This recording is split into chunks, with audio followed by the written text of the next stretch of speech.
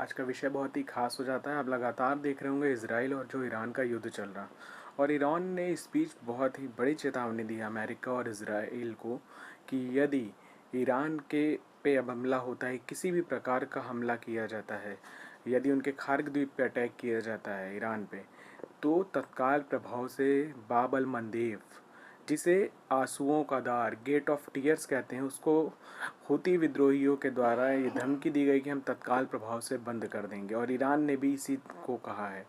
यदि बात करें तो इतना सक्रिय ये क्यों है, ये वाला स्टेट महत्वपूर्ण क्यों हो जाता है, तो यदि बात करें कुल वैश्विक जो तेल उत्पादन है उसका लगभग 12% से ज़्यादा इसी मार्ग से गुजरता है।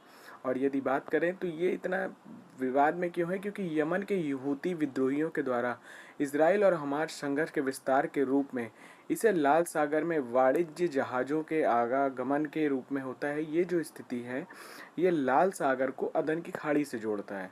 तो ध्यान दीजिएगा, वैश्विक यदि बात करें इस मार्ग के बंद होने पे, यदि ये बंद होता है तो यदि बात करें तो असुरक्षित वैश्विक तेल का लगभग 12%, यानी प्रतिदिन लगभग 4.2 बिलियन जो बैरल कच्चा तेल आता है उसकी आपूर्ति ठप होगी। यदि उससे दिक्कत आती है तो आप खुद सोचिए कि स्थिति क्या बनेगी।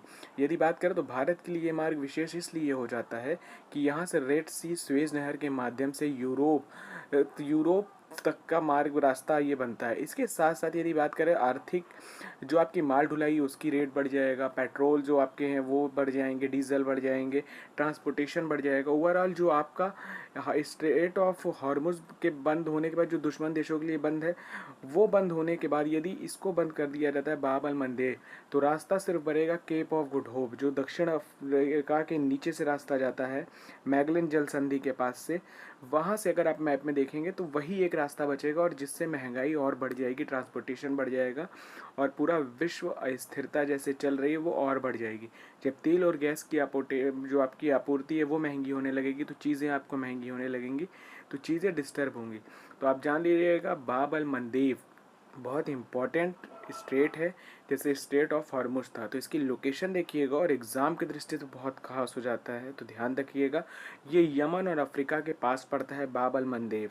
तो ध्यान रखिएगा, लाल सागर को अदन की खाड़ी से जोड़ता है।